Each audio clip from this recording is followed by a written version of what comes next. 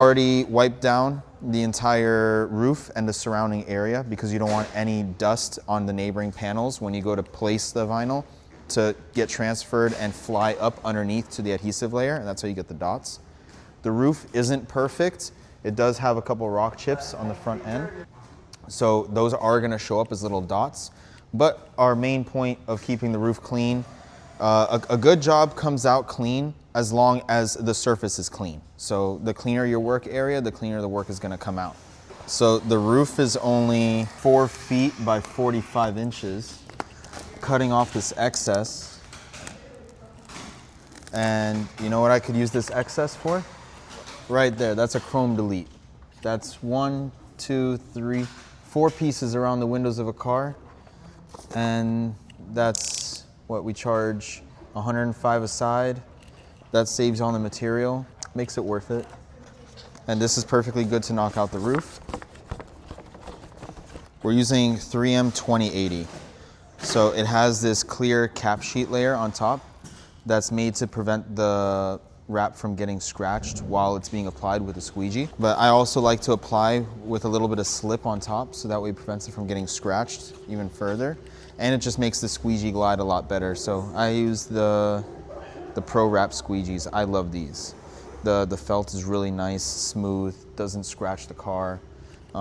They tend to last, like, I would say 1.5 full wraps, 2 full wraps, if you can push it that way, but I recommend like 1 full wrap usually per squeegee. And it's not too bad because these squeegees, you can get them for like 10 bucks at the volume that we do cars and how fast we push out cars, as well as the price that we sell the wraps at. It's more affordable to get these ones. And they're the exact same quality. Like, I've had squeegees side by side and they're the exact same quality. All right, so I make sure the width is nice and good.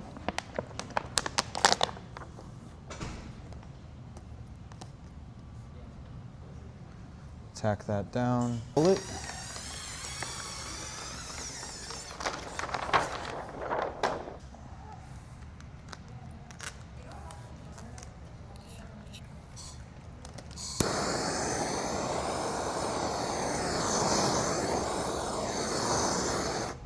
I can't heat too much because of the top layer.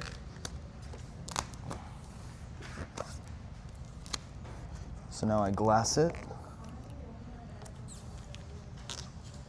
I get it nice and neat. Like, I work it in from the middle to the corners, like how you saw me maneuver with my hands, right? So then I do that there.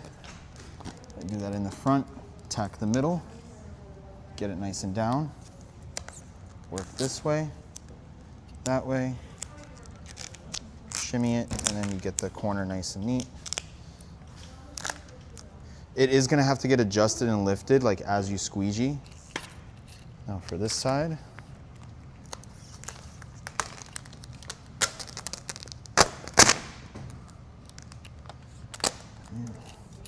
Keep it up in the air so that way it doesn't stick to the car while it's being heated.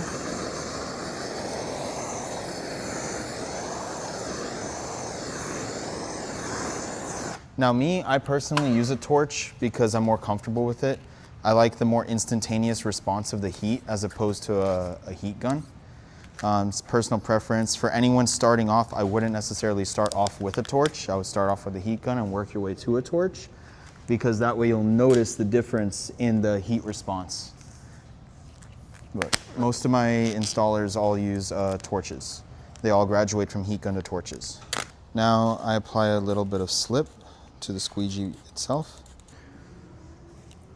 Start in the middle and tack it, go forward and back. All right, so now you can see where I've laid, where there's air, and where I've already laid, right? So when I squeegee, I angle it. I'm a lefty, so it might look a little different, but I angle it this way so that way as I'm pushing, the air is moving up, flowing the squeegee back, and then continuing this way.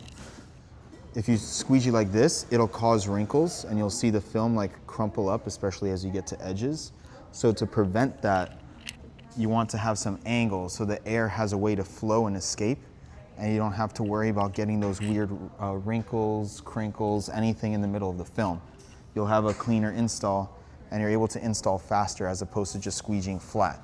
So I always have the squeegee at an angle.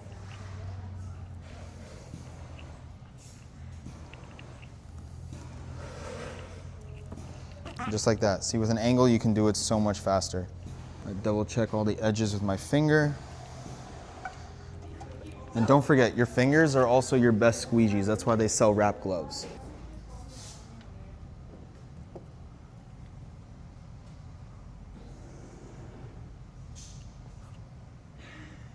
So right here, it's a little bit looser. So to an untrained installer, if you just go ahead and squeegee this, you're gonna get a wrinkle and you're gonna have a harder time trying to fight this out, right? So what you do is as you come across this, you can either add a little bit of heat or just a dry pull like this. Get that corner down first. You don't have to worry about, you know, getting it in the rows. And then you go and you finish the rows. And then because I already laid all this section, this rectangle here, I'm gonna kill off the row over here.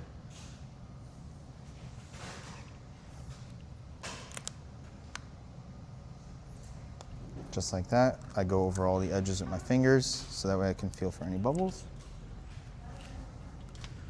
All right. And then now that the actual film is laid, we're gonna peel off this clear protectant layer.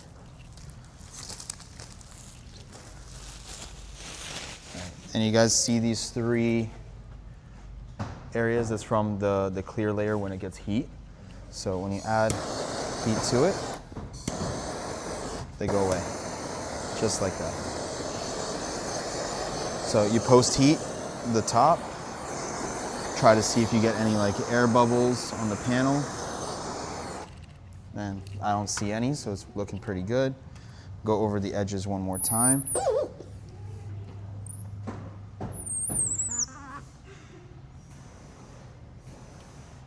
Now I'm gonna go ahead and trim, make sure the blade's nice and sharp and fresh.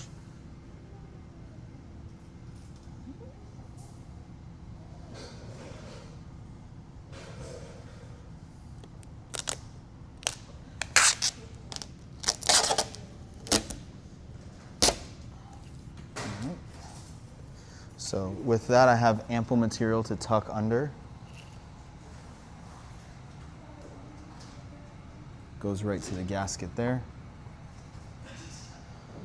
There's multiple ways when it comes to trimming. When I'm trimming like along this, what I do is I use my middle finger to follow the gap of the panel. The blade goes into the gap, hugging the panel that you are cutting against. And then I push with this finger. So my right hand is doing the work of pushing, my left hand is guiding. So my left hand is getting pushed by the right. It's not doing the pulling of the blade.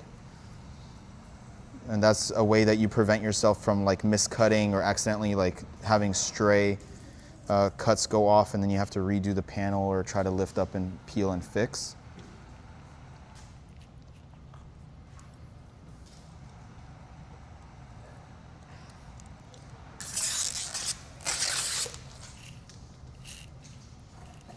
Now this one, I double check where the gasket is and if the gasket's flexible, which it is. So, okay. And because I don't want to cut the gasket, I try to find where the windshield is. All right, and then I trim against the windshield.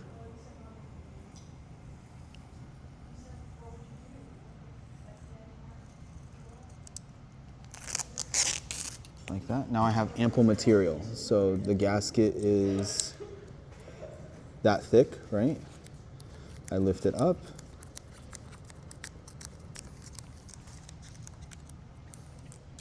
And then you can lift up the rubber gasket, push it away from the car, and tuck this film down inside. This will prevent it from lifting, bubbling, anything, honestly, with the elements. As long as you have sufficient material getting tucked under. You don't want to have too much because then the rubber with body flex might shift it out, but this is just enough. Now you could also do this with a pick tool. That's safer, especially for a beginner, would be to use this with a pick tool. I'm just a less tools type of guy, so I always use my blade and squeegee for everything. But just like that. It's tucked nice and neat on this side, and then you just go through that with the entire side of the panel. I'm gonna finish off this cut. See, again, I'm pushing with my right finger My hand is just getting dragged. And then where I stopped the cut, like I keep my finger there so that way when I do pull, it doesn't go and rip in an opposite direction. I'm guiding the direction of the rip. Like that.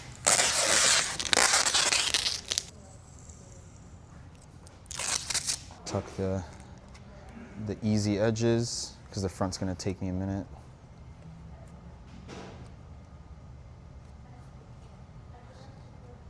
All right, and then for the corner, kind of like finesse and bring it down at an angle. And then I bring this angle down to the right.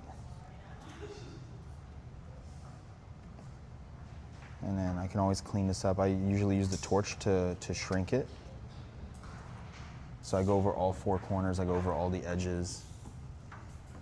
Make sure that they're all down nice and neat and they're happy, because we live in Florida. It's very hot and humid outside, and you don't want this to end up lifting up when it interacts with Florida's heat, because the sun acts like a giant heat gun. So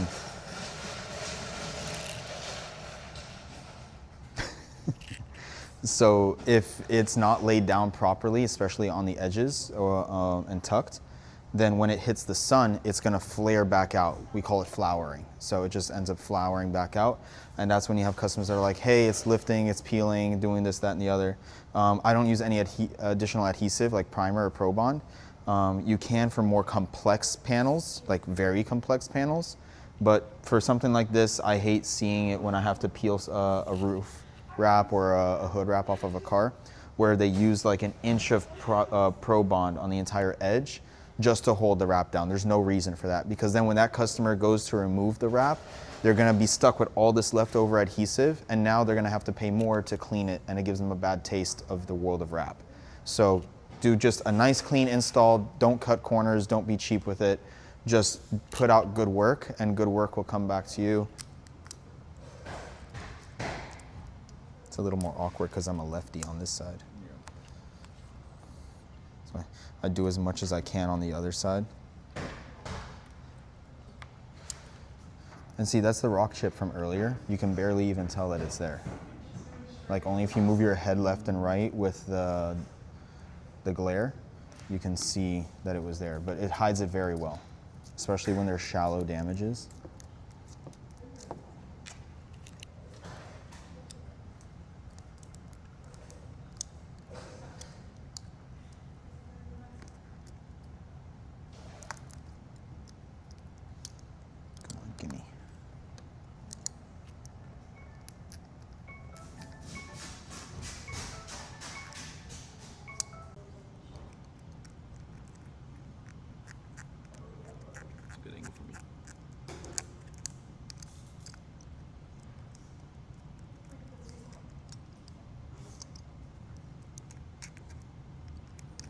Like surgery.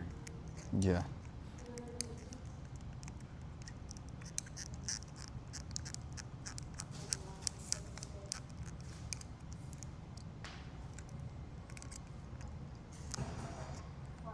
And I follow through, make sure that it's all the way down.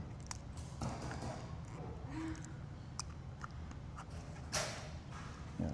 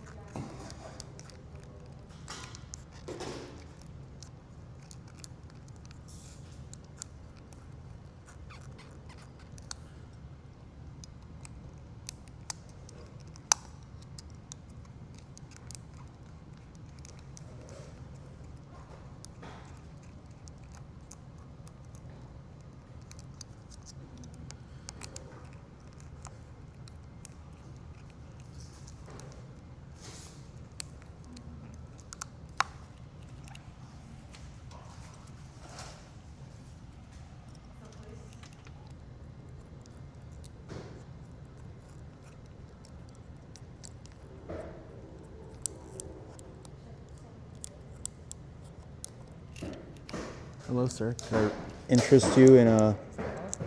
I interest you in a home refinance? Huh? Yeah, the front lip isn't the right. I have to go back to that side. When I come in from this side, I can only do like a section at a time. Like one squeegee push like that. On the other side, I'm faster.